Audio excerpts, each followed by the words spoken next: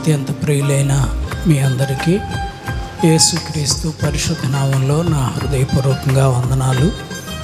దేవుడు తన మహాకృపను బట్టి గడిచిన ఆదివారం నుండి ఈ ఆదివారం వరకు మనలను సజీవులుగా ఉంచారు. ఎంతోమంది పోయిన ఆదివారం ఉన్నవాళ్ళు ఈ ఆదివారానికి లేరు. మన పట్ల ఆయనకున్నటువంటి ప్రేమ ఎంతో గొప్పది.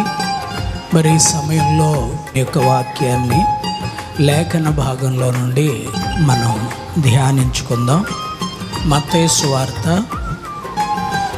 13వ అధ్యాయం 55వ వచనాన్ని చదవండి.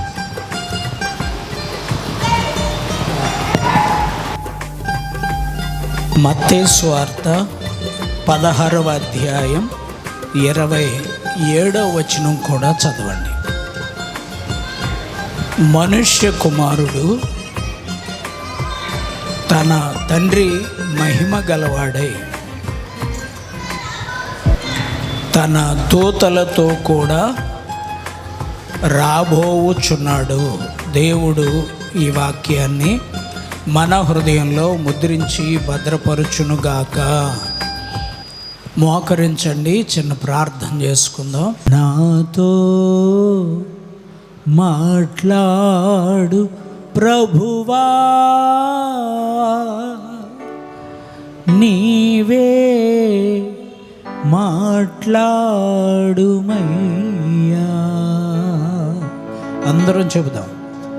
నాతో మాట్లాడు ప్రభువా, నీవే మాట్లాడుమయ్యా. ప్రార్థన చేసుకుందాం. మన మధ్యలో ఉన్న పాస్టర్ గారు వాక్య పరిచర్య కొరకు మనలను ప్రార్థనలో నడిపిస్తారు. అందరూ ఏకీభవించండి. ప్రార్థన చేసుకుందాం.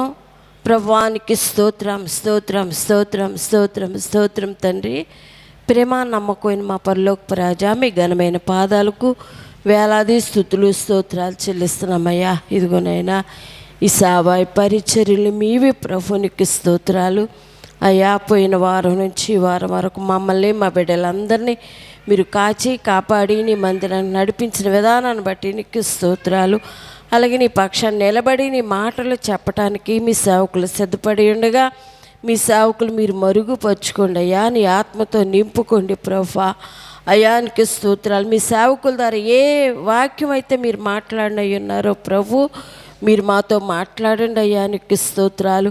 ఒక మనిషిగా మాట్లాడితే ఆ మాటలు మాకు ప్రయోజనం ఉండవు కనుక దేవానికి స్తోత్రాలు. మీ సేవకుల్లో మీరుండి ప్రతి మాట మీ సేవకుల ద్వారా మీరు మాతో మాట్లాడండి అయ్యానికి స్తోత్రాలు.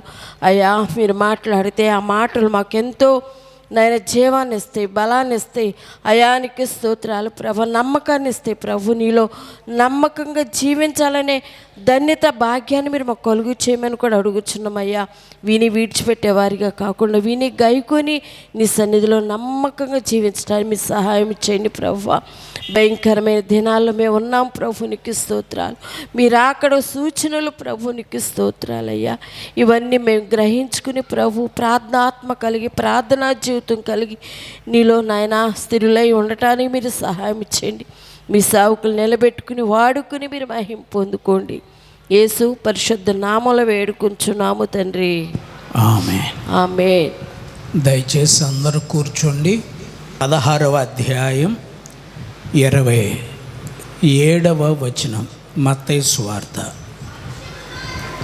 మనుష్య కుమారుడు తన తండ్రి మహిమ గలవాడై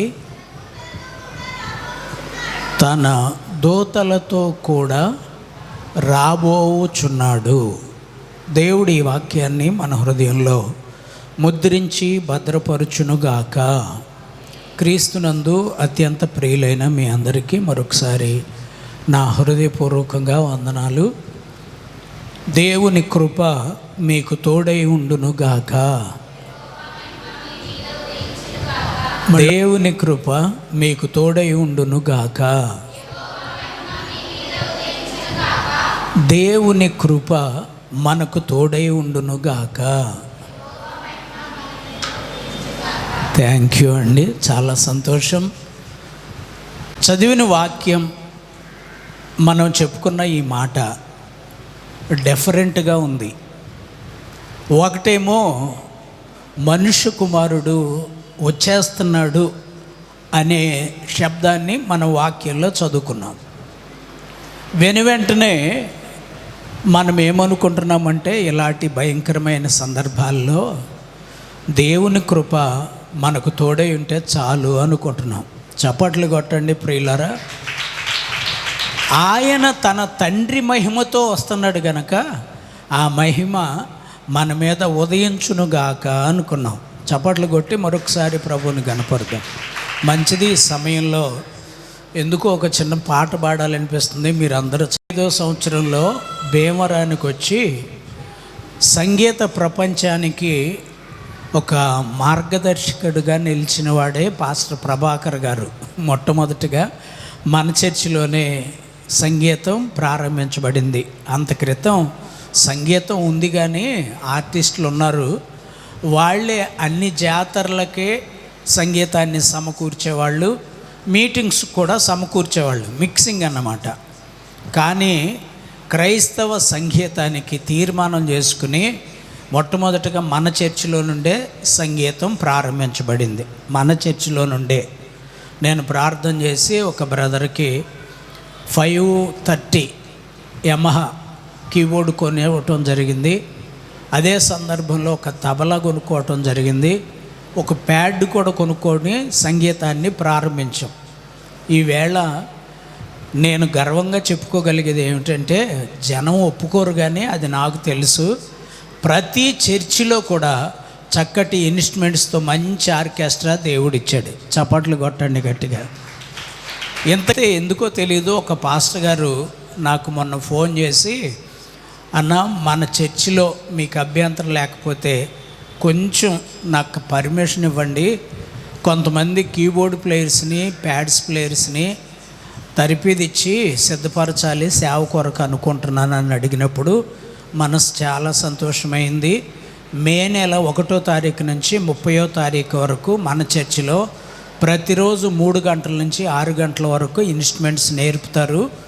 కనుక మీలో ఎవరైనా ఆసక్తి కలిగిన వాళ్ళు నేర్చుకుంటాము అంటే నేర్పించే ప్రయత్నం చేద్దాం. దేవుని కృప మనకు తోడై ఉండును గాక. ఈ భయంకరమైన దినాల్లో మనం ప్రాముఖ్యంగా 3 విషయాలు చేయాలి. ఒకటి, దేవుని మందిరాన్ని విడిచిపెట్టకుండా మందిరానికి క్రమమైన సభ్యులుగా రావాలి. First point. మొదటిగా మందిరానికి రావాలి. రెండవది మందిరంలో ఎక్కువ సమయం గడిపే ప్రయత్నం చేయాలి. మూడవది ప్రార్థన చేయాలి. ఈ 3 విషయాలు మీ ఆత్మీయ తండ్రిగా నా ఎక్స్పీరియన్స్లో, నా అనుభవంలో మీకు చెప్తున్నాను. మిగిలిన విషయాలు అంటే నేను బాగా పాడితే నాకంటే పాడేవాళ్ళు ఉంటారు, నేను మంచిగా మెసేజ్ చెప్తే నాకంటే అద్భుతంగా చెప్పగలిగిన వాళ్ళు ఉంటారు.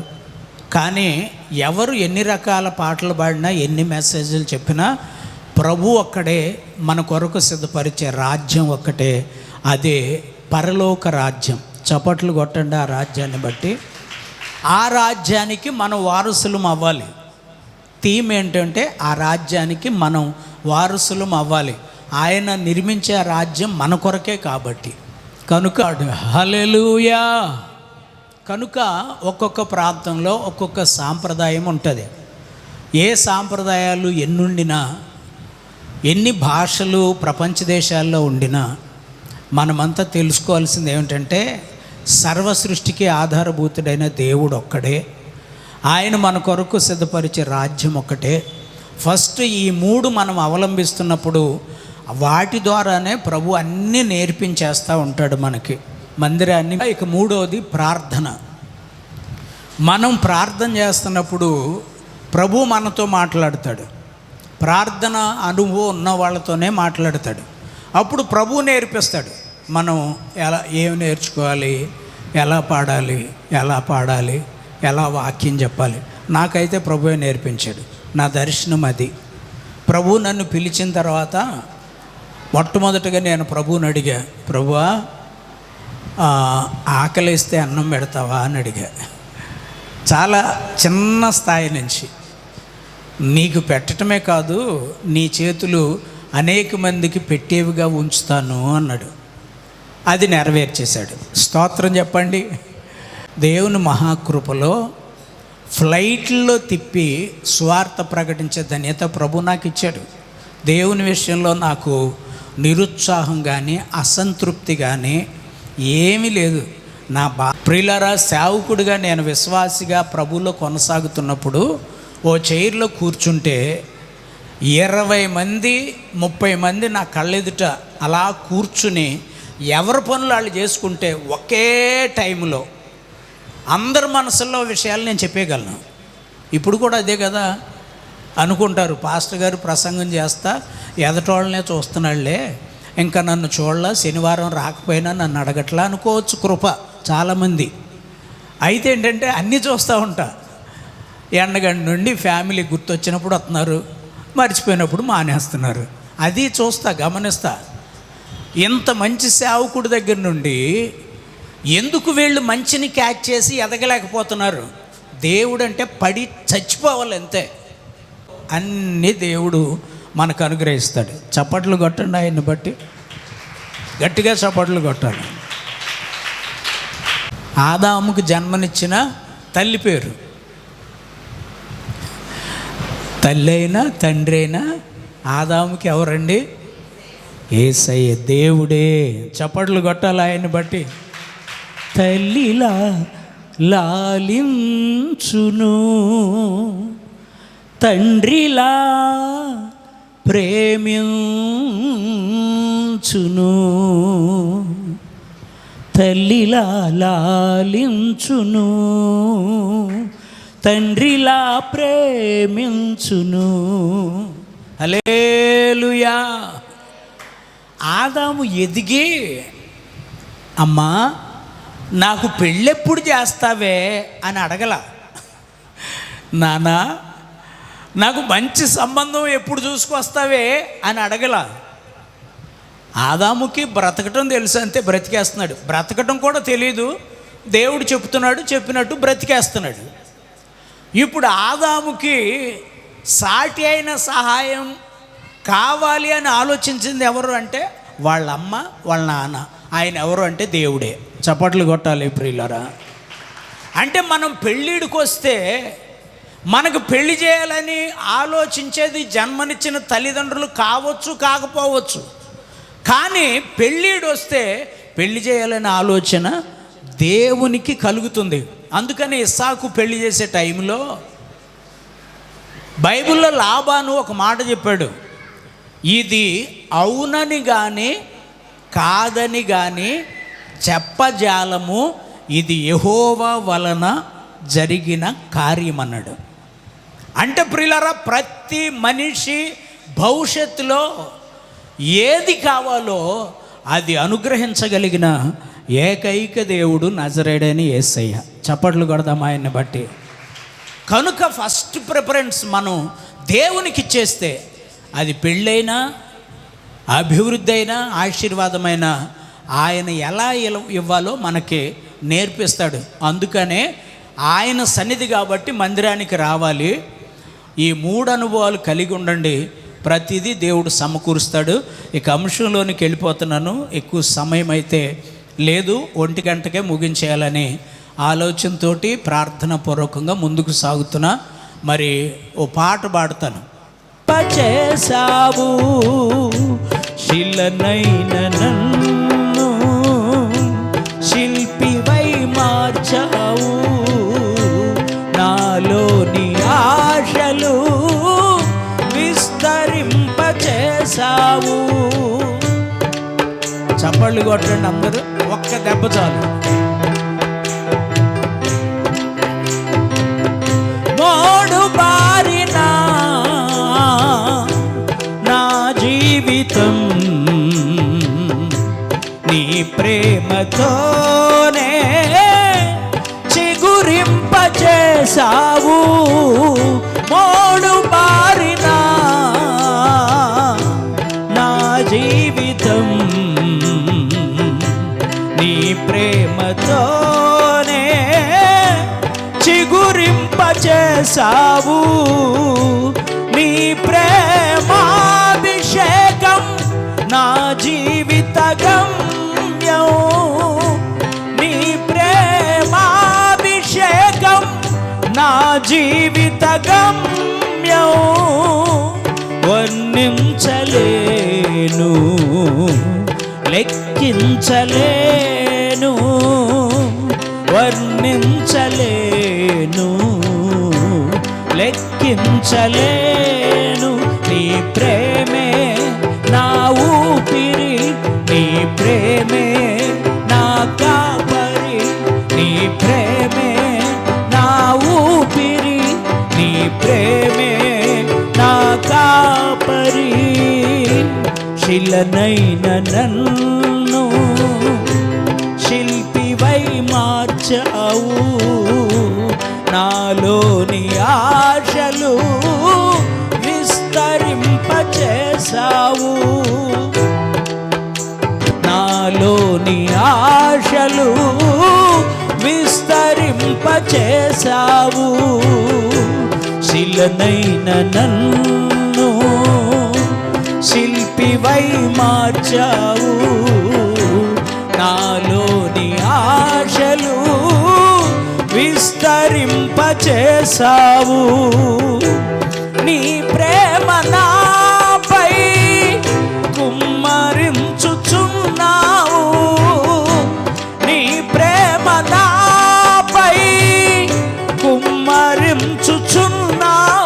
నీ ప్రేమే నా ఊపిరి, నీ ప్రేమే నా కాపరి. నీ ప్రేమే నా ఊపిరి, నీ ప్రేమే నా కాపరి. శిలనైన నన్ను శిల్పివై మార్చావు. నాలోని ఆశలు విస్తరింపచేసావు. నీ ప్రేమ నాపై కుమ్మరించుచున్నావు. నీ ప్రేమే నా ఊపిరి, నీ ప్రేమే నా కాపరి. మీరు కూడా చెప్పండి నాతో పాటు. నీ ప్రేమే, నీ ప్రేమే. మాత్రం అందరూ చెప్దాం హల్లెలూయా. మంచిది ప్రియులారా, ఇదివరకే మనం మారు మనసు లేకుండా తిరిగేటప్పుడు మరి మా పిల్లలకైతే ఎప్పటికి కూడా సినిమాల గురించి తెలీదు. సినిమాల గురించి తెలీదు.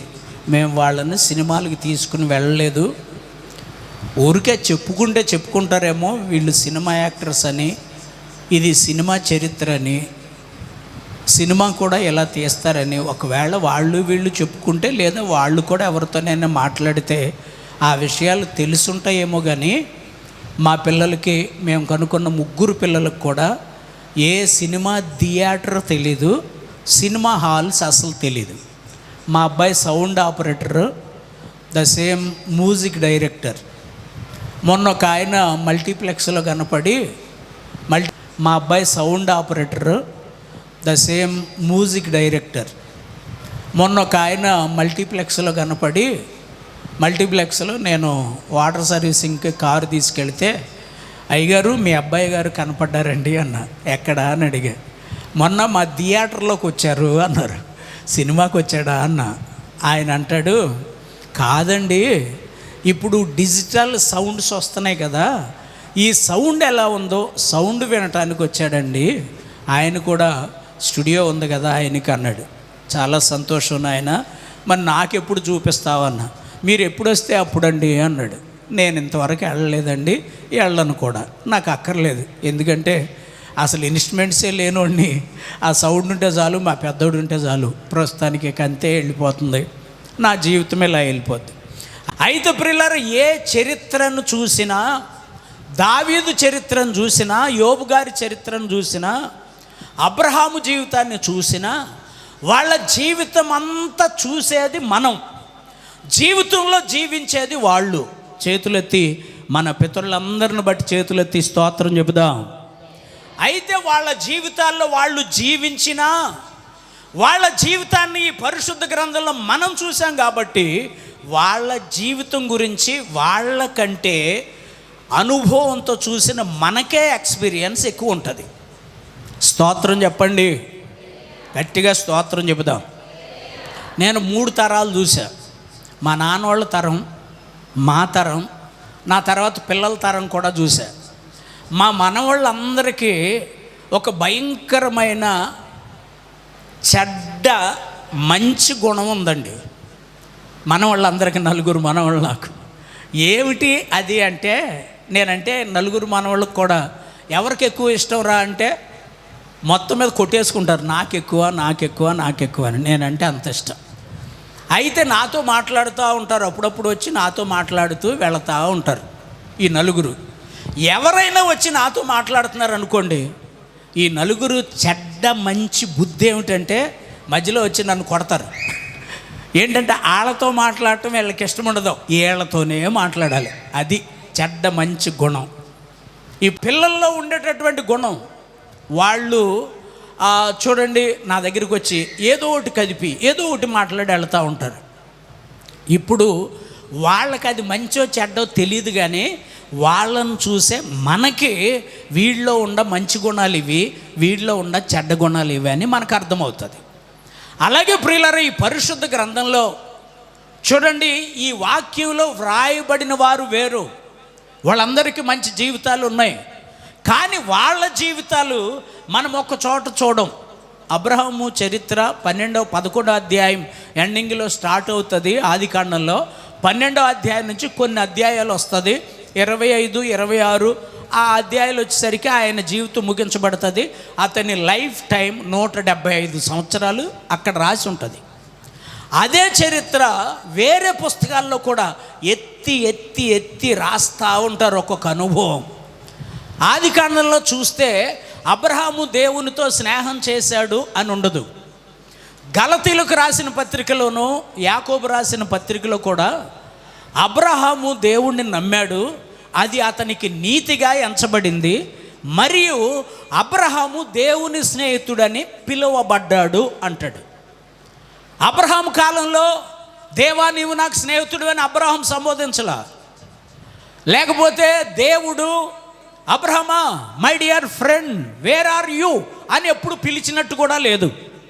కానీ ఈ పుస్తకాల్లో ఉన్న అనుభవాలన్నీ మనం చదువుతున్నప్పుడు నా జ్ఞానానికి అందినంత వరకు నేను చెప్పే అమూల్యమైన సత్యం ఏమిటంటే, వ్రాసి లేక జీవించే వారి జీవితాన్ని గురించి జీవించిన వారికంటే వాళ్ళని అబ్జర్వ్ చేసే వాళ్ళకి ఎక్కువగా తెలుస్తుంది.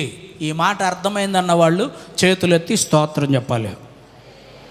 అర్థం కాకపోతే మళ్ళీ ఎక్స్ప్లెయిన్ చేస్తా, నా పని అదే. చేతులెత్తి ఒకసారి స్తోత్రం చెప్పండి. మీ జీవితాల్లో మీరు జీవిస్తున్నారు. మీరు పుట్టిన దగ్గర నుంచి చనిపోయే వరకు మీ జీవితం అంతా మీకు తెలుసు. మీకు తెలిసింది ఒక్క కోణం. మిమ్మల్ని అబ్జర్వ్ చేస్తూ ఉన్న ప్రారంభం నుంచి ఈ మనిషి లక్షణం ఏంటి. కొంతమందికి ఏమో నలుగురిలో నాకు చప్పట్లు కొట్టించాలి, అయ్యగారు నాకు చప్పట్లు కొట్టించాలా, ఈ ఫీలింగ్ ఉంటుంది. కొంతమందికి ఏమో అందరిని పక్కన పెట్టేసి నేను ఐ యామ్ అనే ఈగో క్రియేట్ చేస్తూ ఉంటుంది. అది మీకు ఈగో అనిపించదు, చూసేది నేను. అలాగే ప్రియులారా, పొగడ్తలు కావాలి. కొంతమందికి పొగడ్తలు కావాలి, వాళ్ళని పొగిడితేనే మంచోళ్ళు. అది వాళ్ళకి అనిపించదు, కానీ నాకు అనిపిస్తూ ఉంటుంది చూస్తున్నప్పుడు. అలాగే పాట పాడమంటే ఒకళ్ళు ముక్కుతో పాడతారు, ఒకళ్ళు కళ్ళతో పాడతారు, ఒకళ్ళు చెవులతో పాడతారు. చెవులతో వింటం కాదు, పాడతారు. అది వాళ్ళకి తెలీదు, నాకు తెలుసు ప్రియులారు, ఎందుకంటే అబ్జర్వేషన్ అన్నమాట. అలాగే ఈ పరిశుద్ధ గ్రంథంలో ఉన్న ఎంతోమంది మహనీయుల కంటే దాన్ని అబ్జర్వ్ చేసి పాటిస్తున్నాం గనక మనం చాలా ధన్యులమండి. చప్పట్లు కొట్టండి మనల్ని బట్టి. అది సార్థకం చేసుకోవాలి జీవితంలో. ఎప్పుడు నా లైఫ్ ఇంతే, నేను ఇంతే అని వెళ్ళిపోవటం కాదు జీవితం. నేను ఇలా వెళుతున్నప్పుడు నాలో ఉన్నటువంటి మంచి చెడులు ఏమిటి, ఇది ఎవరికి తెలుస్తుంది అంటే చూసే వాళ్ళకి తెలుస్తుంది. అందుకని దేవుడు ఏం చేశాడు అంటే, ఆత్మదేవుడు వచ్చిన తర్వాత తండ్రి అయిన దేవుని కాలం అయిపోయింది, కుమారుడైన క్రీస్తు మధ్యయుగంలో వచ్చారు, వెళ్ళిపోయారు. ఆయన వెళుతూ వెళుతూ ఆదరణకర్తను మనకిచ్చారు. ఇప్పుడు కృపాయుగంలో మనం ఉన్నాం. ఆదరణకర్త అయిన దేవుడు మనపై ఆధిపత్యం వహిస్తూ ఆయన మనతో ఏం చెప్పాడంటే, నేను మీకు కొన్ని వరాలు ఇస్తా అన్నాడు. ఏమిటయ్యా అంటే, వరాలు చాలా ఉన్నాయి, వాటిలో ఒక వరం వివేచన అనే వరం, అది నేను మీకు ఇస్తా అన్నాడు. కావలసిన వాళ్ళు తీసుకున్నారు, దాని గురించి అర్థం కాని వాళ్ళు దానికి ప్రాధాన్యత ఇవ్వాల. ఈ వివేచన వరం అనేది ఉంటే ఈ పరిశుద్ధ గ్రంథ సారాంశం మనకు అర్థమవుతుంది. ఆ వివేచన వరం లేకపోతే అర్థం కాదు అసలు. ఏదో చరిత్ర, అబ్రహాం ఇలాగా బ్రతికాడు, సౌలు ఇలా బ్రతికాడు, పౌలుగా మారాడు, ఇలా అనుకుంటూ వెళ్ళిపోతాం తప్ప అందులో ఉన్న ఆంతర్యాన్ని క్యాచ్ చేయలేం మనం. ప్రియులారా చూడండి, ఎక్స్పీరియన్స్ అంటారు దాన్నే, అనుభవం. మనం కూడా దేవుని ప్రజలమైన మనం కూడా ఎక్కువ అబ్జర్వేషన్లో, ఎక్స్పీరియన్స్తో ఆ అనుభవాలన్నీ సేకరిస్తున్నప్పుడు విశ్వాస సంబంధమైన జీవితంలో మనం మంచిగా ఎదగలుగుతాం. ఇది తెలుసుకోవట్లా చాలామంది. ఈ వివేచన అనేది లేదు. ప్రియులారా పరిస్థితులు ఎలా ఉన్నాయి, ఈ పరిస్థితుల్లో నేను ఎలా నడుచుకోవాలి? ప్రియులారా ఈ పరిశుద్ధ గ్రంథంలో దీర్ఘదర్శులుగా పిలువబడిన వాళ్ళు బోధించారు, ప్రవక్తలుగా పిలువబడిన వాళ్ళు బోధించారు, న్యాయాధిపతులుగా పిలువబడిన వాళ్ళు, రాజులు, యాజకులు, వీళ్ళందరూ బోధించారు. వీళ్ళందరి బోధ విధానం వేరు. అయితే కొంతమంది వాళ్ళని చూసి అనుభవంతో చెప్పారు, ఆ అనుభవ విధానంలో కొనసాగిన వారు వేరు. ప్రియులారా వారిలో చాలామంది ఉన్నారు. పరిశుద్ధ గ్రంథంలో ఒక వ్యక్తిని మీకు జ్ఞాపకం చేయాలని ఆశపడుతున్నా ఈరోజు. ఆ వ్యక్తి పేరు యాకోబు. అందరూ చెప్పండి, మళ్ళీ చెప్పాలి. ఎవరండి ఆయన? పరిశుద్ధ గ్రంథంలో చాలామంది యాకోబులు ఉన్నారు. మనకి యాకోబు అనగానే ఇస్సాకు చిన్న కొడుకు గుర్తొచ్చేస్తాడు. యాకోబు అనగానే ఇస్సాకు చిన్న కొడుకు గుర్తొచ్చేస్తాడు యాకోబు. నేను చెప్పేది ఆ యాకోబు గురించి కాదు. క్రొత్త నిబంధన కాలంలో, క్రొత్త నిబంధనలో పరిశుద్ధ గ్రంథంలో యాకోబు అని రాయబడిన వాళ్ళు నలుగురు ఉన్నారు. ఆ నలుగురిలో 4వ వ్యక్తి అయిన యాకోబు గురించి మీతో చెప్తున్నా. ఆ యాకోబు ఎవరు అంటే యేసు ప్రభు యొక్క తమ్ముడు. చప్పట్లు కొట్టండి ఆయన్ని బట్టి. ఇతడు సేవకుడు కాదు, ఇతడు ఉపదేశకుడు కాదు. ప్రియులారా అతడు యేసయ్యను అబ్జర్వ్ చేస్తున్నాడు, వాళ్ళ అన్నయ్యని. మా అన్నయ్య ఏం చెప్తున్నాడు, ఏం చేస్తున్నాడు? మొట్టమొదటిగా యవ్వనప్రాయం వచ్చిన తర్వాత సువార్తను ప్రకటిస్తున్నాడు. పరలోక రాజ్యం సమీపించింది, మారు మనసు పొందండి అని చెప్పటం ప్రారంభించాడు. అయితే అక్కడే నాకు డౌట్ పట్టుకుంది. పరలోక రాజ్యం అంటున్నాడు ఏమిటి ఈయన? పరలోక రాజ్యాన్ని మన కొరకు దేవుడు సిద్ధపరుస్తున్నాడు అంటున్నాడు. అబ్జర్వ్ చేస్తున్నాడు తప్ప పాటించట్లా ఈ యాకోబు. ప్రియులారా యేసు ప్రభు శిష్యుల్లో 2 యాకోబులు ఉన్నారు. యోధా అని పిలువబడినటువంటి వ్యక్తి తండ్రి, అతని పేరు కూడా యాకోబే. 3 యాకోబులు. వాళ్ళు కాకుండా ఈ యాకోబు ఎవరు అంటే యేసు ప్రభు యొక్క తమ్ముడు. ఆ వాక్యాన్నే మనం మత్తయి సువార్తలో ఇందాక చదువుకున్న 13వ అధ్యాయంలో 55వ వచనంలో మరొకసారి చదివి సహాయం చేయండి. యేసు ప్రభు ఫ్యామిలీ గురించి అక్కడ శాస్త్రులు పరిసయ్యులు మాట్లాడుకుంటున్నారు. ఏమని? ఇతడు వడ్లవాని కుమారుడు కాడా?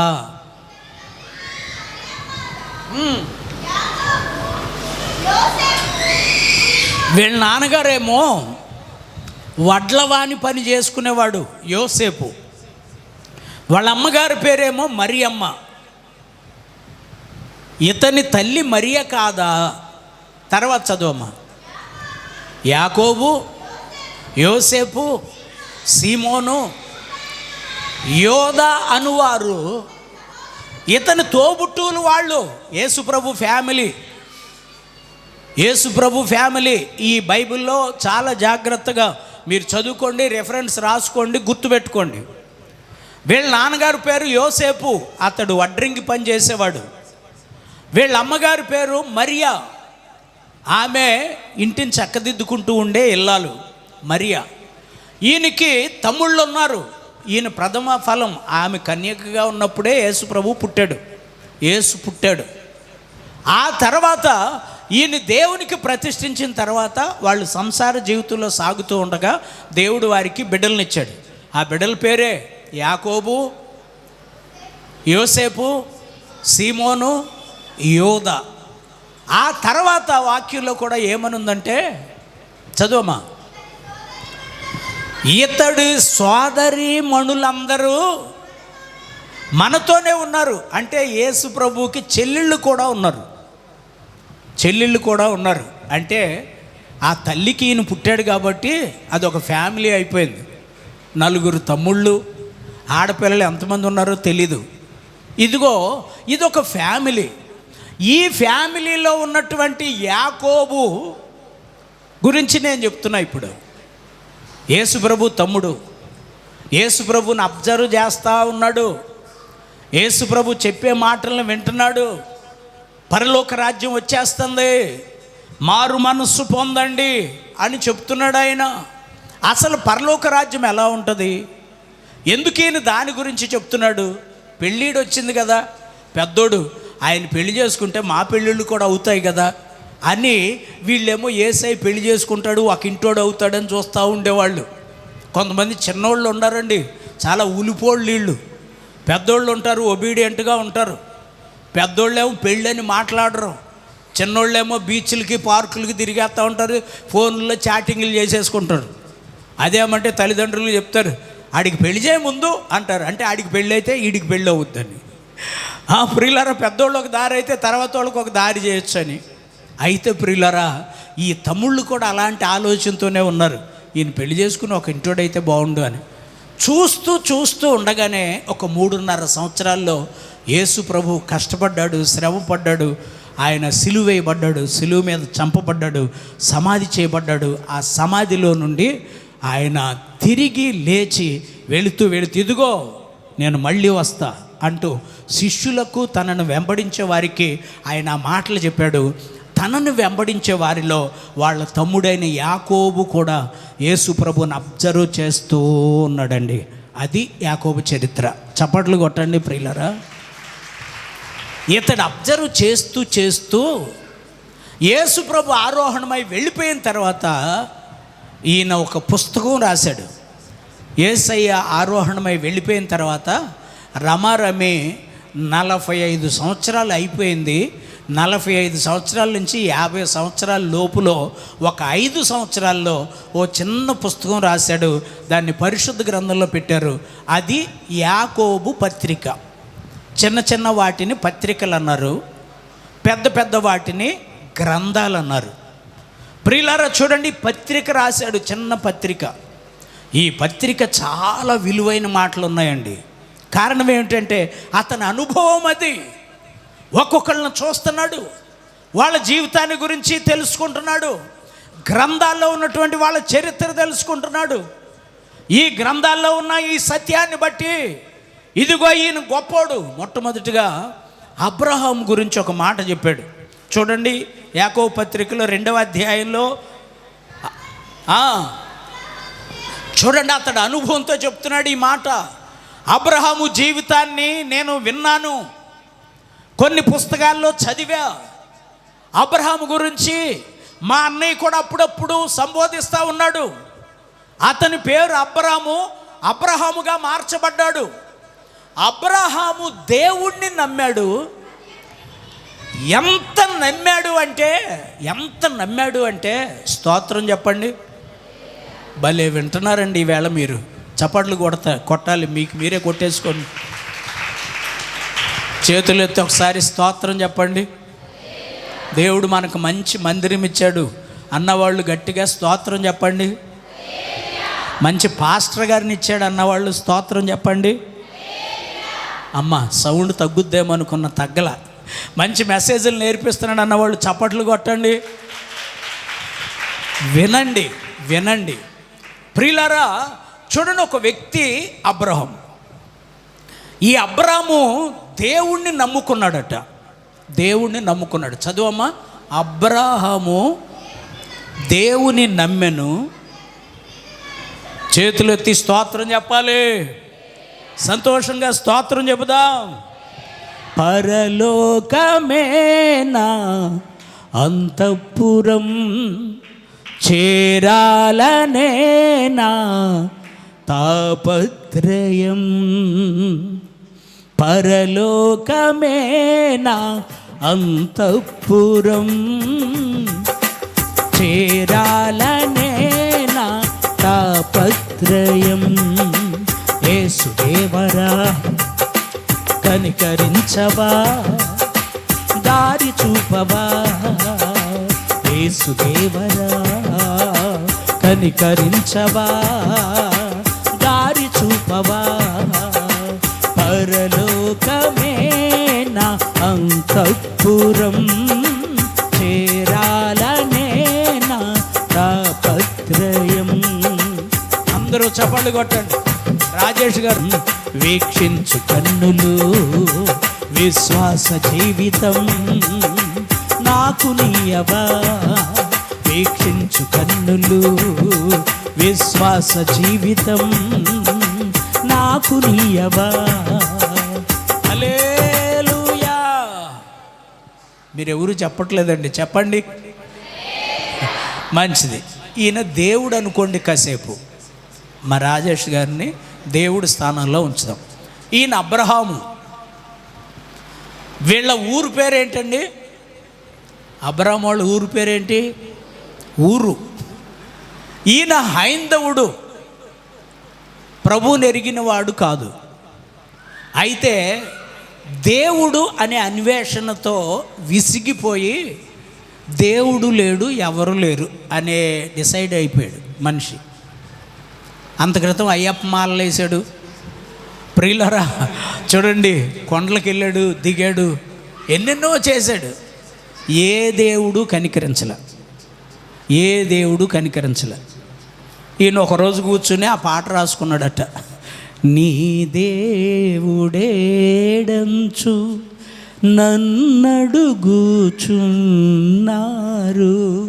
అసలు దేవుడు ఎవర్రా బాబు, నాకు అర్థం కావట్లా అని నిరుత్సాహంతో ఉన్నాడు. మోకరించిన ఆయన నిరుత్సాహంతో ఉన్నాడు. సర్వశక్తిమంతుడైన దేవుడు ఇతన్ని పేరు పెట్టి పిలిచాడు. ఇతని పేరు మొదట్లో అబ్రాము, 3 అక్షరాలే, అబ్రామ్ అన్నాడు. అనేసరికి ఈయన ఎవరో నన్ను పిలుస్తున్నారు, ఎవరు అనుకున్నాడు. అనుకుని లేచి మొత్తం చూశాడు, ఎవరు నన్ను పిలిచారు, ఎవరు కనపట్లే. కానీ స్వరం వినపడుతుంది. ఇక కనపడని వారిని చూడాల్సిన అవసరం లేదు కదా. అప్పుడు ఈయన కళ్ళు మూసుకుని ఆ స్వరం వినే ప్రయత్నం చేస్తున్నాడు. కళ్ళు తెరిచా మూసుకున్నా? కొంతమంది కళ్ళు తెరిచే చేస్తున్నారు. అందుకని లోకం కనపడుతుంది వాళ్ళకి, లోకంలో ఉన్న మనుషులు కనపడుతున్నారు. ఎప్పుడైతే మన కళ్ళు మూసి మనోనేత్రం తెరుస్తామో యేసయ్య మనకు కనిపిస్తాడు. చప్పట్లు కొట్టాలి ప్రియులరా. ఈయనకి యేసయ్య కనపడ్డాడు. సరిగ్గా వీళ్ళ సాక్ష్యం వీళ్ళు చెప్పాలి, దేవుడు నాతో చెప్పిస్తున్నాడు ఈవేళ. పోయిన సంవత్సరం పూర్యము పండుగల్లో వాళ్ళిద్దరిని పిలిచి ఇదే స్టేజ్ మీద మోకరింపజేసి, మరుసటి ఏట ఈ ఋతువుకి మీ కౌగింట్లో పండంటి మగబిడ్డ ఉంటాడు, దేవుడు మిమ్మల్ని ఆశీర్వదించాడని చెప్పాను నేనే. ఎంతమంది విన్నారు? చెయ్యెత్తి చూపించండి. పోయిన పూర్యము పండుగల్లో, ఈ పూర్యము పండుగలు వచ్చేసరికి దేవుడు వాళ్ళని దర్శించాడు. పండంటి బిడ్డను కొద్ది రోజుల్లో ఇచ్చేస్తున్నాడు. చప్పట్లు కొట్టండి. ఇంకంతే, అందులో తేడా ఏముండదు. ఈయన ఎవరు నమ్ముకున్నాడు? ఇప్పుడు దేవుణ్ణి నమ్మాడు. అబ్రాము దేవుణ్ణి నమ్మాడు. చదువమ్మాయి. ఇప్పుడు ఈ వ్యక్తి ఒకప్పుడు పిచ్చి పనులన్నీ చేశాడు, ఒకప్పుడు పిచ్చిగా నడుచుకున్నాడు. ఎందుకంటే జీవితంలో విసుగుదల, జీవితంలో నెమ్మది లేదు. నేను పర్ఫెక్ట్గా ఉంటున్నా, అసలు దేవుడు ఎక్కడున్నాడు? దేవుడు ఉంటే నాకు కార్యాలు చేయట్లా. పిల్లలు లేరు, నా వెనకాల ఇంకొక 2 తమ్ముళ్ళు ఉన్నారు. నాకు మాదొక పెద్ద ఫ్యామిలీ. మా నాన్నగారు పలుకుబడి కలిగిన వ్యక్తి. మేము చాలా నిష్ఠగా ఉంటున్నాం. అయితే ఎవరు తన జీవితంలో కార్యం చేయలే. దేవుడు అతన్ని పిలిచి ఇతనికి దేవుడు కార్యం చేశాడు. చేతులు పైకెత్తి గట్టిగా చప్పట్లు కొట్టాలి. ఇప్పుడు ఈ వ్యక్తి ఎవరిని నమ్మాలి? మీరు అందరూ చెప్పాలి, ఎవరిని నమ్మాలి? ఈ వ్యక్తి దేవుడినే నమ్మాలా? నమ్మాలన్న వాళ్ళు 2 చేతులు పైకెత్తి హల్లెలూయా అనండి. ఎత్తట్లేదు కొంతమంది. ఇప్పుడు ఎవరు నమ్మాలని డిసైడ్ అయిపోయాం మనం. ఈయన కూడా అంతే, దేవుణ్ణే నమ్మాడట, మనుషులు ఎవరినే నమ్మలా. మనం కూడా ఆలోచించాలి, మన జీవితంలో కార్యం చేసే దేవుడు, మనం ఎవరిని నమ్ముతున్నాం? ఎవరిని నమ్ముతున్నాం? దావీదు అంటున్నాడు, ఓరు బాబు వీళ్ళు చెప్పటం మాత్రం చెబుతున్నారా నాయనా, వీళ్ళు మనుషులనే నమ్ముతున్నారు అని 118వ కీర్తనలోనో 116వ కీర్తనలోనో ఆయన చెప్పాడు. మనుషులను నమ్ముట కంటే ఆహా భలే కంఠస్థం పట్టేశారు అమ్మాయిలారా, మీ అందరికీ హృదయపూర్వకంగా వందనాలు. కానీ నమ్మేది ఎవరిని?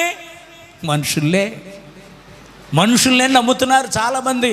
మనుషులను నమ్ముట కంటే యెహోవాను ఆశ్రయించుట మేలు. రాజులను నమ్ముట కంటే యెహోవాను ఆశ్రయించుట మేలు. ఈ అబ్రహాము అనే వ్యక్తి దేవుణ్ణి నమ్మాడు, ఇక ఎవరిని నమ్మలా. మనం కూడా ఆలోచించాలి ప్రియులారా. ఈ అబ్రహాము దేవుణ్ణి నమ్మేసరికి ఇతడు ఒక నార్మల్ మ్యాన్, హీజ్ సిన్నర్, ఇతడు పాపి, జన్మలోనే ఉంది పాపం, జీవించేటప్పుడు పాపం చేశాడు, చాలా విషయాలు ఉన్నాయి ఇతని జీవితంలో. అయితే ఇతడు ఎప్పుడైతే దేవుణ్ణి నమ్మాడో ఇతని పాపాలన్నీ కొట్టివేయబడ్డాయి, ఇతడు నీతిమంతుడిగా మార్చబడ్డాడు. కొట్టోగట్టిగా చప్పట్లు ప్రియులారా. ఇది ఎక్స్పీరియన్స్తో యాకోబు చూస్తున్నాడు. ఒరే యాకోబా, అబ్రహాం మీద ఎంత కాన్సన్ట్రేషన్ చేశావు? అబ్రహాము మీ తాత కాదండి, అబ్రహాము నీ ముత్తాత కాదండి, అబ్రహాము నీకు చాక్లెట్లు కొనిపెట్టాడు ఆ తాత కాదండి బాబు. ఈయనకు ఒక చరిత్ర ఉంది కాబట్టి ఆ చరిత్రను నేను అబ్జర్వ్ చేస్తున్నా. విశ్వాసులంగా మనలో కూడా ఉండాలి ప్రియులారా. నువ్వెవరి జీవితాన్ని అబ్జర్వ్ చేస్తున్నావు? ఎవరిని ఫాలో అవుతున్నావు? చూడండి, అబ్రహాము దేవుణ్ణి నమ్మాడు, అది అతనికి నీతిగా ఎంచబడింది. ఇప్పుడు నీతిమంతుడైపోయాడు. తర్వాత మరియు ఈ దేవునికి ఇతడు ఏమైపోయాడండి? స్నేహితుడైపోయాడు. ఇప్పుడు దేవుడు వచ్చేసి భుజం మీద చేసేస్తున్నాడు. ఆహా, యేసయ్య ప్రేమ కొలువని ఆ ప్రేమ బంధం వీడిపోనిది. చప్పట్లన్నా కొట్టండారా మీరు. యేసయ్య ప్రేమ కొలువలేనిది, ఆ ప్రేమ బంధం వీడిపోనిది. ఈ దేహం ఈ ప్రాణం విడిచిపోయినా, ఆకాశం భూలోకం మారిపోయినా మారిపోనిది. యేసు ప్రేమ ఆ ప్రేమ బంధము, యేసు ప్రేమ ప్రేమ బంధము, యేసు ప్రేమ ఆ ప్రేమ బంధము, యేసు ప్రేమ ప్రేమ బంధము. యేసయ్య ప్రేమ కొలువలేనిది, ఆ ప్రేమ బంధం వీడిపోనిది. చప్పట్లు కొట్టట్లేదేంటి మీరు? చిన్ననాటి స్నేహాలు, ఒకనాటి జ్ఞాపకాలు, ఈనాడు నీ స్థితి చూసి ఎగతాళి చేసిన, పరిహాసమాడిన. చిన్నప్పుడు వాళ్ళ ఫ్రెండ్స్ అందరూ వస్తారు, రే నన్ను వదిలిపెట్టేవాడు కాదు కదరా, నన్ను విడిచిపెట్టలేదు కదరా, ఇప్పుడేంట్రా బాబు ఈ బంధం అని ఆయన్ని షేమ్ చేస్తూ ఉంటాయి చిన్ననాటి స్నేహాలు. నీకున్న బంధువులు, నిన్ను కన్నా నీ వాళ్ళు, ఈనాడు నీ స్థితి చూసి దూరమైపోయినా భారమైపోయినా. రే చిన్నప్పుడు మాలేసేవాడిరా, ఇప్పుడు మాలయట్లేదేంటి? విడిచిపెట్టేసేవా? పెద్ద భక్తిపరుడైపోయాడండి, ప్రార్థనాపరుడైపోయాడండి, ఇతడు మారిపోయాడండి. నీకున్న బంధువులు, నిన్ను కన్నా నీ వాళ్ళు ఈనాడు నీ స్థితి చూసి దూరమైపోయినా భారమైపోయినా దయతలచి నిన్ను చూసి పిలుచుచుండెను, క్షమించి ప్రేమించి నిన్ను పిలుచుచుండెను తన ప్రేమతో. యేసు ప్రేమ ఆ ప్రేమ బంధము, యేసు ప్రేమ ప్రేమ బంధము, యేసు ప్రేమ ఆ ప్రేమ బంధము, యేసు ప్రేమ ఆ ప్రేమ బంధము. హల్లెలూయా. ప్రియులారా, పరిశుద్ధ గ్రంథాన్ని దేవుడు అలాగా మన కొరకు సిద్ధపరిచాడు. ఈ అబ్రహాముకి తెలీదు అతడు నీతిమంతుడైపోయాడని. ఈ అబ్రహాముకి తెలీదు అతడు దేవునికి స్నేహితుడుగా పిలువబడ్డాడని. చదవండి అమ్మా, ఇంకేముందో.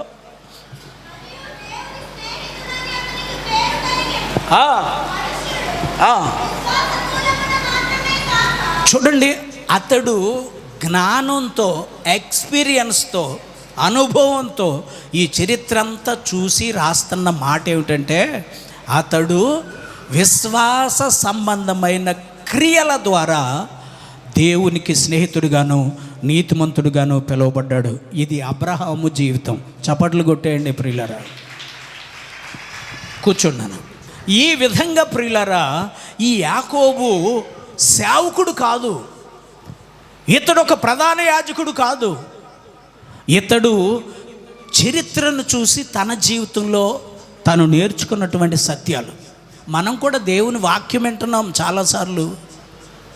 దేవుని వాక్యం పదే పదే దేవుడు మనతో మాట్లాడుతున్నాడు, కానీ వాక్యానుసారమైన ప్రవర్తన కనపట్ల. ప్రియులారా, అసలు మనం ఎవరు, ఎలా ఉన్నాం? ఒకప్పుడు నీ జీవితం ఏమిటి? ఒకప్పుడు నీ బ్రతికేమిటి? ఈవేళ దేవుడిలోనికి వచ్చిన తర్వాత ఆయన నీ జీవితంలో చేసిన కార్యాలు ఏమిటి? ఎంతమందికి మనసు ఉందండి? అసలు ఎంతమందికి ఎలాంటి మనసు ఉంది? ప్రియులారా, ఆ తర్వాత ఇతడు కొంచెం ముందుకెళితే 5వ అధ్యాయంలోనికి వెళ్ళిపోతే చాలా విషయాలు చెప్పుకుంటూ వచ్చారు. అక్కడ మరొక వ్యక్తిని పరిచయం చేస్తున్నాడు. అతడు ఎవరు అంటే యోబు గారిని. యోబు మొట్టమొదటికి ఎవరిని పరిచయం చేశాడని చెప్పాను? అబ్రహాం. రెండవది యోబు. మీరు టూకీగా చెప్పుకుంటారండి, వాక్యం ఇలాగే ఉందా అని ఓ పేపర్లు తిరగేసి చూడక్కర్లా. నేను చెప్పేది ఏంటంటే మీకు సరిపోద్ది. నేను చెప్పిన రెఫరెన్స్లు రాసుకోండి, మీ జీవితానికి సరిపోద్ది. యోబు దగ్గరకు వచ్చి, యోబుకి ఎంత సహనం అండి అన్నాడు అతను. 5వ అధ్యాయంలో 7వ వచనం దగ్గర నుంచి మీరు గుర్తుపెట్టుకోండి. 10వ వచనం ఒకసారి చదవండి.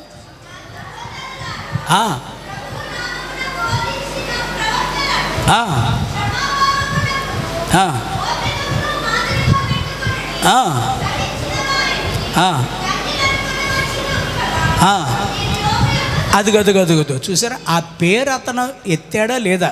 నేను అది చెప్తున్నా మీకు. యోబు యొక్క సహనాన్ని గురించి విన్నారు కదా? చప్పట్లు కొట్టండి ప్రియులారా. అంటే అనుభవంతో చెప్తున్నాడు. కొంతమంది జీవితాలు ఇతడు, మనం కూడా అనుభవంతో చెప్పాలి. ప్రభాకర్ పాస్టర్ గారు ఎంతమందికి తెలుసండి? చేతులు ఎత్తి చూపించండి ఒకసారి. అమ్మాయి, దేవుని మీద ఆధారపడు. యోబు యొక్క సహనాన్ని గురించి నువ్వు తెలుసుకో. నేను తెలుసుకున్నా.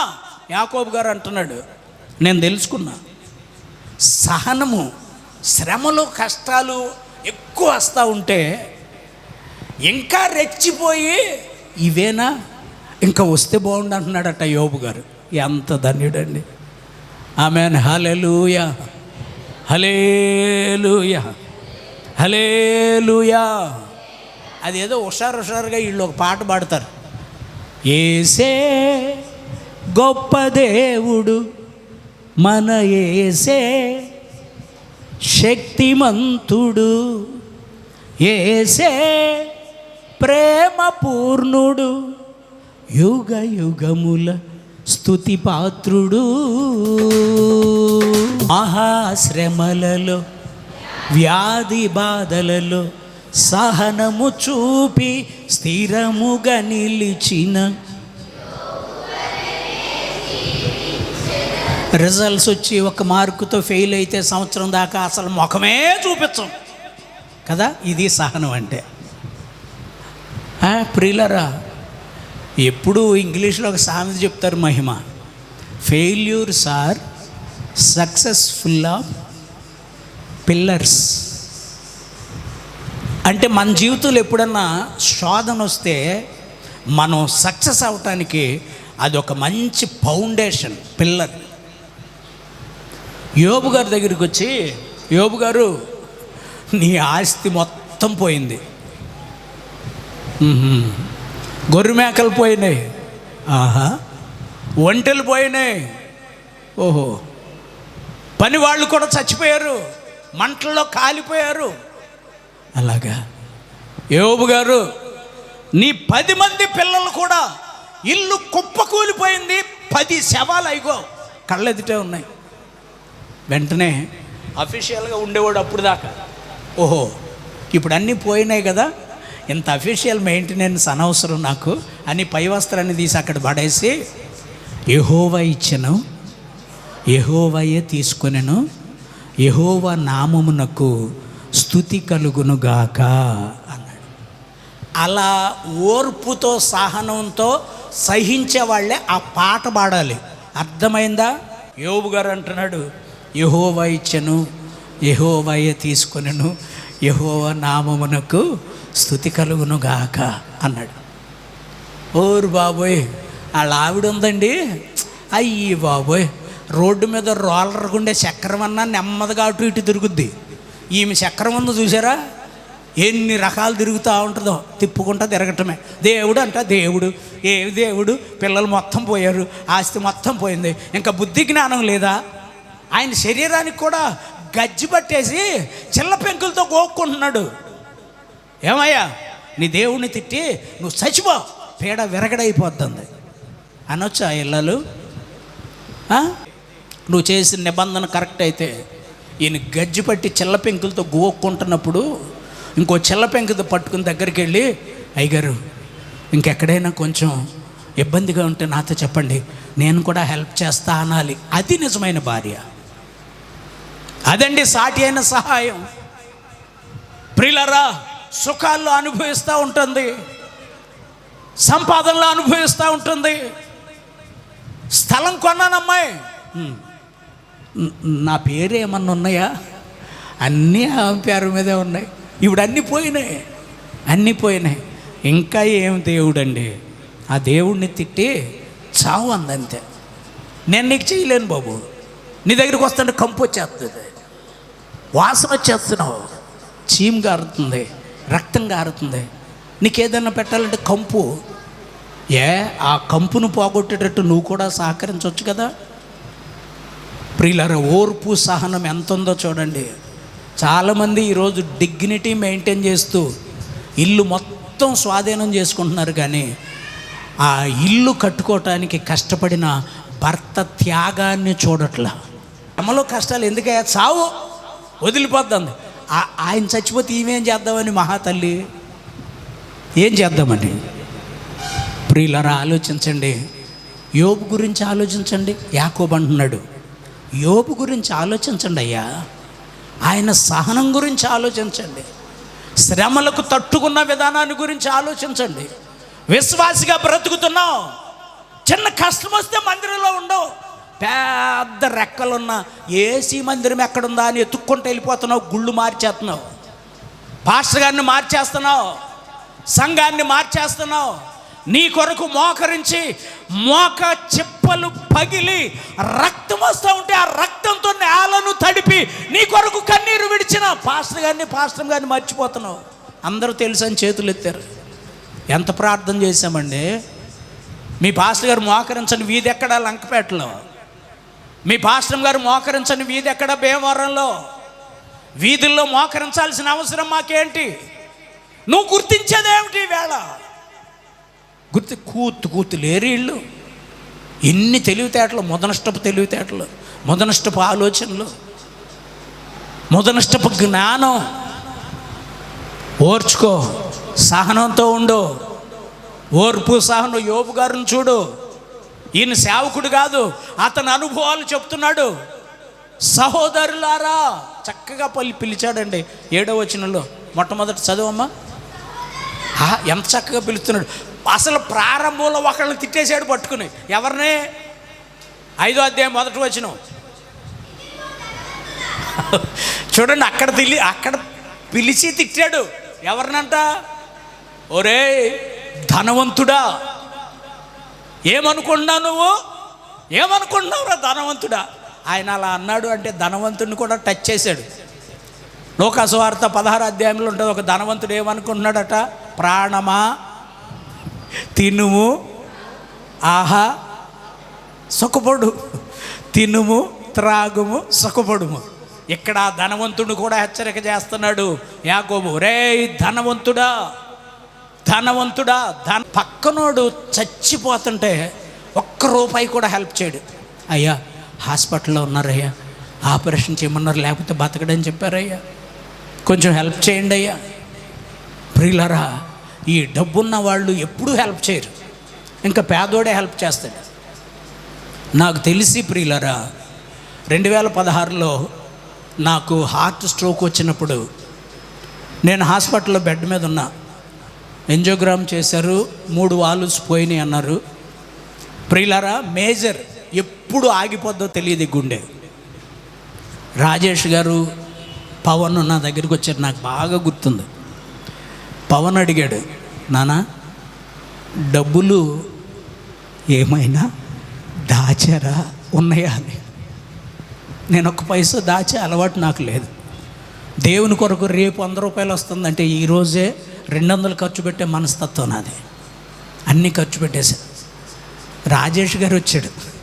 చిన్నోడు మాట్లాడలేకపోతున్నాడు అని పవన్ని పక్క పెట్టి, అది కాదన్నా, ఎక్కడైనా ఎవరి దగ్గరైనా మీరు దాచిన డబ్బులు ఉన్నాయా అన్నాడు. అయ్యా ఈవేళ ఆదివారం కదా, ఆరాధన అయ్యాక స్ట్రోక్ వచ్చింది, ఆ కానుకలన్నీ తీసుకొచ్చి ఈరోజు వచ్చిన కానుకలన్నీ సంచిలో వేసి నా సెల్ఫ్లో ఉన్నాయి అయ్యా అన్న. అవి కాదన్నా, మీరు కట్టిన డబ్బులు, మీరు దాచిన డబ్బులు, ₹1 లేదండి. అప్పుడు వీళ్ళిద్దరూ ఇంకా కొంతమందిని పక్కన పెట్టుకుని కొంతమంది డబ్బున్న వాళ్ళ దగ్గరికి వెళ్ళారు భీమవరంలో. ప్రియులారా, వాళ్ళతో చెప్పారు బయటపడి, మేజర్ సర్జరీ, ఒక 5 లక్షలన్నా కావాలి. ఎక్కడి నుంచి వస్తాయి? ₹1 లేదండి. కానీ ₹1 లేదని ఈ దేహాన్ని నా దేవుడు మట్టికి అప్పగించలేదు, తిరిగి మనిషిగా బ్రతికించాడు ఆయన. ఓర్పు. ఈ చరిత్ర అంతా మీకు తెలుసు కదా. పాస్టర్ గారు ఎలా బ్రతికాడండి అసలు. అందుకని యాకోబు వాళ్ళ ఎక్స్పీరియన్స్ కూడా చూశాడు ఇక్కడ. ధనవంతులారా, చదువమ్మా, ఉపద్రవం మీ మీదకే వస్తుంది, జాగ్రత్త.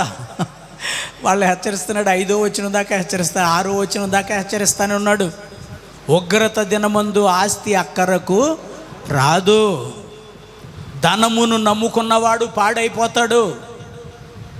డబ్బు ఉందనుకుంటున్నావేమో.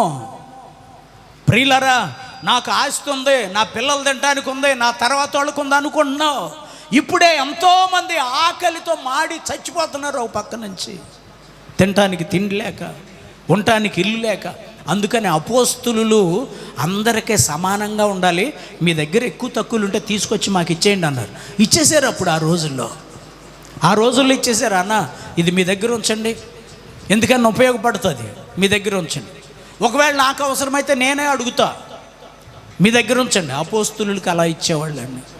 కనుక ఓ ధనవంతుడా, ధనం మీద నమ్మకం పెట్టుకోబాకు అంటూ వాళ్ళకి 6 వచనాలు వాళ్ళకి హితోపదేశం చేసి 7వ వచనంలో పిలుస్తున్నాడు ఏమని? సహోదరులారా. అక్కడేమో ఓ ధనవంతులారా అన్నాడు, ఆయన సహోదరులారా అనలా. ఎక్కడ అంటున్నాడు సహోదరులారా? యోబు సంగతి మీరు ఆలోచించి చూడండి. సహనం, ఓర్పు.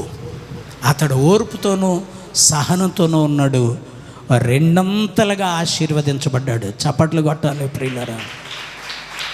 3వ వ్యక్తిగా ఒక వ్యక్తిని మరలా జ్ఞాపకం చేసుకున్నాడు. ఆఖరికి వస్తే అదే అధ్యాయంలో ఆఖరికి వస్తే 3వ వ్యక్తి ఎవరు అంటే ఏలియా. 5వ అధ్యాయం 17వ వచనం అనుకోండి, చదవమ్మా. చూడండి, ఈయన వాళ్ళ అనుభవాలు చెప్తున్నాడు చక్కగా. మొదటిగా అబ్రహాం అనుభవం, 2వది యోబు సహనం, 3వది ఏలియా. ఏలియాను గురించి ఒక విచిత్రమైన మాట రాశాడు. ఏలియా మన వంటి స్వభావము కలిగిన మనుషుడే. అదిగో ఆ మాటను అండర్లైన్ చేసుకోండి. ఏలియా ఏం చేశాడట? ఆసక్తితో ఫ్రెండ్షిప్, ఆసక్తితో భోజనం తింటామా? ప్రార్థనలకు వెళ్ళే పని లేదు, ప్రార్థన చేసే పని లేదు. కానీ ఈ వ్యక్తిని చూస్తే ఆసక్తితో అతడు ఏం చేస్తున్నాడట? ప్రార్థన. ప్రియులారా, యాకోబు అనుభవాల్లో ప్రాముఖ్యంగా 3 విషయాలు మనం గమనిస్తాం. మొదటిది ఓపిక, 2వది సహనం, శ్రమల్లో, కష్టాల్లో, నిందల్లో సహనం, 3వది ఆసక్తి. ఏ విషయంలో? ప్రార్థనలో. ప్రార్థన అంటే ఆసక్తి. 2వది సహనం ఉండాలి, 3వది ఆసక్తి ఉండాలి. దేని పట్ల అంటే ప్రార్థన పట్ల. తిండి మీద ఉన్న ఆసక్తి ప్రార్థన మీద ఉండదండి. కొంతమంది ఆదివారం పొద్దున్నే సంతలో కనపడతారు. మరి మటన్కో, చికెన్కో, పెట్టలకో, పక్షులకో, మనుషులకో, జంతువులకో, జీవాలకో నాకు తెలియదు. కొంతమంది అయితే ఉదయం లేవగానే ప్రార్థన. ఈవేళ ఆదివారం కదా, ప్రార్థనా సమయం, ప్రార్థన చేసుకునే రోజు. ప్రభు దగ్గరికి వెళదాం. ఆసక్తి, ప్రార్థన.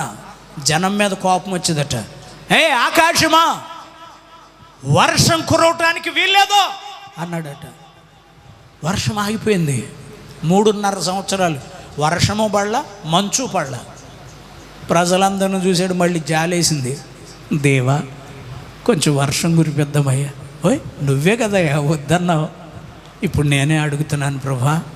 చూడండి ప్రియులారా, ప్రార్థన పట్ల ఆసక్తి మనకుంటే దేవుడు అద్భుతాలు చేస్తాడు. ప్రార్థన ద్వారా అద్భుతాలు జరిగించునుగాక. ప్రార్థన చేస్తే అద్భుతం జరుగుతుంది. ఒకవేళ అద్భుతం ఆలస్యంగా జరిగితే దాన్ని తట్టుకునే శక్తి ప్రార్థన ద్వారా ప్రభు మనకిస్తాడు. ప్రార్థనలో 2 క్రియలు. ఒకటి, అద్భుతాలు జరుగుతాయి, ప్రార్థన ద్వారా అద్భుతాలు జరుగుతాయి. ఒకవేళ అద్భుతం జరగకపోయినా అలాంటి ఎదురయ్యే కష్టాన్ని తట్టుకునే శక్తి ప్రార్థన ద్వారానే దేవుడు నీకు ఇస్తాడు. ఆమేన్. హల్లెలూయా. కనుక మన జీవితంలో ప్రార్థన బలం ఉండాలి, ప్రార్థన పట్ల ఆసక్తి ఉండాలి. గుడికి రమ్మంటున్నాను అంటే ఇక్కడికి వచ్చి సోది కౌరులు చెప్పుకోవటానికి కాదు. ఇక్కడి నుంచి అవగానే బండి వేసుకుని మా ఇంటికి వచ్చాయా, నేను నీ కోసం ఐఆమ్ వెయిటింగ్ ఫర్ యూ. మనుషుల కోసమా? ప్రార్థన కోసం దేవుని దగ్గర దేవుడు నీ కొరకు ఎదురు చూస్తూ ఉన్నాడు. దేవుని మందిరంలో, తన మందిరంలో దేవుడు ఎదురు చూస్తున్నాడు. నా బిడ్డలు నా దగ్గరికి రావాలి, నా సన్నిధికి రావాలి. ఆయన పిలుస్తున్నాడు స్వరమెత్తి, ప్రయాసపడి భారము మోసుకొని పోవుచున్న సమస్త జనులారా నా యొద్దకు రండి, నేను మీకు విశ్రాంతినిస్తా, మీకు నెమ్మదిస్తా, మీకు సమాధానం ఇస్తా. ఆ దేవుని మీద నీకు ఆసక్తి ఉండాలి. ఏలియా పవర్ఫుల్ అండి, రోషం కలిగిన ప్రవక్త. అతడు ప్రార్థన పట్ల ఆసక్తి కలిగి ఉన్నాడట. మనం కూడా ఓర్పుతో, సహనంతో, ప్రార్థన పట్ల ఆసక్తితో కొనసాగుతున్నప్పుడు దేవుడు మనల్ని అభివృద్ధి పరుచునుగాక. ఆయన రాకడ అతి సమీపంగా ఉంది. ఆయన రాకడకు సూచనలు కనిపిస్తున్నాయి. ఆయన రాకడ కనిపిస్తూ ఉంది. ఎటు చూసినా భీమవరం చూడండి, ఇప్పుడు ఆయిల్ లేక ఎంత చచ్చిపోతున్నారు జనం. ఆయిల్ లేకే చచ్చిపోతుంటే రాబోయే దినాలు గ్యాస్ లేకపోతే ఎంత చచ్చిపోతారు వంటలు వండుకోవటానికి. స్తోత్రం చెప్పండి చేతులు ఎత్తి. తినటానికి వస్తువులు, ఆహార పదార్థాలు కూడా టైట్ అయిపోతాయట. ఆహార పదార్థాలు టైట్ అయిపోతాయి. ప్రియులారా, కరువు కనపడుతుంది. భయంకరమైన పరిస్థితులు కనపడుతున్నాయి. మనిషి చంపుకు తినే రోజులు వచ్చేస్తున్నాయి. ప్రియులారా, ఇలాంటి భయంకరమైన ఉపద్రవం రాబోతూ ఉంది. ఉగ్రత రాబోతూ ఉంది. అలాంటి పరిస్థితుల్లో మనలో ఓర్పుతో దేవుని కార్యాన్ని కనిపెట్టేటటువంటి స్వభావం, సహనంతో శ్రమలో కష్టాలు వచ్చినా వాటిని తట్టుకునే పరిస్థితి, ఆసక్తిగా ప్రార్థన చేసే విధానం, ఇవి మనకున్నప్పుడు దేవుడు మనల్ని ఆ ఉగ్రత పాలవకుండా తప్పించి ఆశీర్వాదకరమైన జీవితంలో బలపరుచునుగాక. అందరూ లేచి నిలబడండి. చిన్న ప్రార్థన చేసుకుందాం. ప్రతి ఒక్కరూ త్వరగా స్తోత్రాలు చెప్తూ లేచి నిలబడాలి.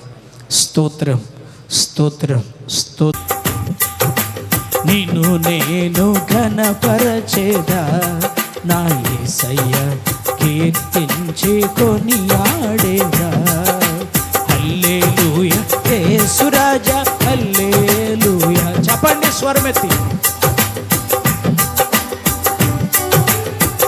ఆమేన్.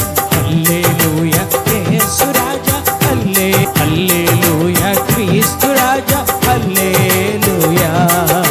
స్తోత్రాలతో స్తుతి గీతాలతో గానాలతో స్తుతి గానాలతో, స్తోత్రాలతో స్తుతి గీతాలతో గానాలతో స్తుతి గానాలతో నిన్ను నేను ఘనపరచెదా నా యేసయ్య, కీర్తించి కొనియాడేదా. నిన్ను నేను ఘనపరచెదా నా యేసయ్య, కీర్తించి కొనియాడేదా. కష్టాల వలెనే కన్నీటి వలెనే కారు మేఘాలు నన్ను కమ్మినా, నాన్నవారే నన్ను గెలిచేసి నిందల పాలై నే మిగిలినా. కష్టాల వలెనే కన్నీటి వలెనే కారు మేఘాలు నన్ను కమ్మినా, నాన్న వాళ్ళే నన్ను గెలిచేసి నిందల పాలై నే మిగిలినా. హల్లెలూయా యేసు రాజా, హల్లెలూయా. హల్లెలూయా క్రీస్తు రాజా, హల్లెలూయా. హల్లెలూయా యేసు రాజా, హల్లెలూయా. హల్లెలూయా క్రీస్తు రాజా, హల్లెలూయా. యేసయ్యా నా యేసయ్యా, ఆమేన్. యేసయ్యా నా యేసయ్యా, యేసయ్యా నా యేసయ్యా, యేసయ్యా. ఆమేన్, ఆమేన్. హల్లెలూయా. స్తోత్రం, praise the lord. Hallelujah Yesayya, యేసయ్యా.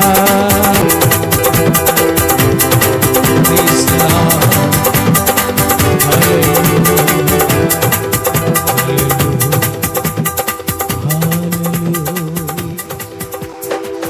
దేవుని ఉగ్రత అతి సమీపంగా ఉన్నటువంటి రోజుల్లో మనమున్నాం. ఓ ధనవంతులారా, ఉగ్రత దినమందు ఆస్తి అక్కడకు రాదు.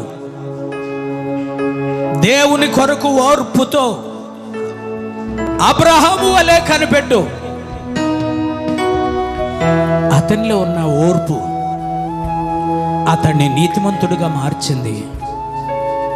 దేవునికి స్నేహితుడిగా పిలువబడ్డాడు. నిత్యరాజ్యానికి వారసుడయ్యాడు. ఈ లోకంలో ఆశీర్వదించబడ్డాడు. యోబు సహనం, కష్టాలు, శ్రమలు, నిందలు, అవమానాలు ఎన్నెదురవుతుండినా సహనంతో ఉన్నాడు. రెండంతల ఆశీర్వదించబడ్డాడు. భూలోక సంబంధమైన ఆశీర్వాదం, పర సంబంధమైన ఆశీర్వాదం, రెండంతల ఆశీర్వాదానికి వారసుడయ్యాడు యోబు. మూడవది ప్రార్థన యందు ఆసక్తి. ఏలియా మన వంటి స్వభావం కలిగిన మనుషుడే. అతడు ఆసక్తిగా ప్రార్థించాడు. నీకు ప్రార్థన అంటే ఆసక్తి ఉందా? దేవుడు అంటే ఆసక్తి ఉందా? వాక్యం అంటే ఆసక్తి ఉందా? ఆత్మాభిషేకం మీద ఆసక్తి ఉందా? కృపావరాల్లో ఆసక్తి ఉందా? నీ ఆసక్తి దేని మీద? తిండి మీద, సంపాదన మీద, ఈగో, పేరు ప్రతిష్టల మీద, ఎంత చెప్పినా వినకుండా లోక ఆశల మీద, లోక సంబంధమైన జీవితం మీద ఆసక్తి. నీ జీవితంలో మార్పు కావాలి, మార్పు కావాలి.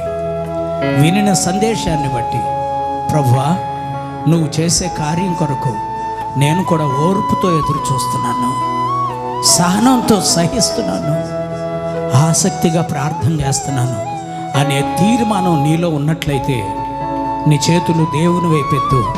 నీ నిస్సహాయమైన స్థితిని ప్రభువు చూస్తున్నాడు. నీ జీవితంలో కార్యాన్ని చేయబోతున్నాడు. ఒక మంచి తీర్మానం. ప్రార్థన చేసుకుందాం. ప్రేమగల తండ్రి, పరిశుద్ధుడా, నీకు స్తోత్రాలు. ఈ సమయంలో ఓర్పు, సహనం, ఆసక్తి మా జీవితాన్ని ఆశీర్వదిస్తుందని నీ లేఖన భాగాల ద్వారా మేము నమ్మాం ప్రభా. నీ తట్టు చేతులెత్తి ప్రార్థించుకుంటున్నాం. మంచి తీర్మానంతో ప్రార్థన చేసుకున్న నీ ప్రజలను మీ శక్తితో నింపి, నీ కృపతో బలపరిచి, మీ నిత్యత్వం కొరకు సిద్ధపరచండి. యేసు నామములో అడుగుచున్నాము తండ్రి. ఆయన మనల్ని ఆశీర్వదించి తన నిత్యత్వం కొరకు సిద్ధపరుస్తున్నందుకు చేతులెత్తి స్తోత్రాలు చెబుదాం. స్తోత్రం.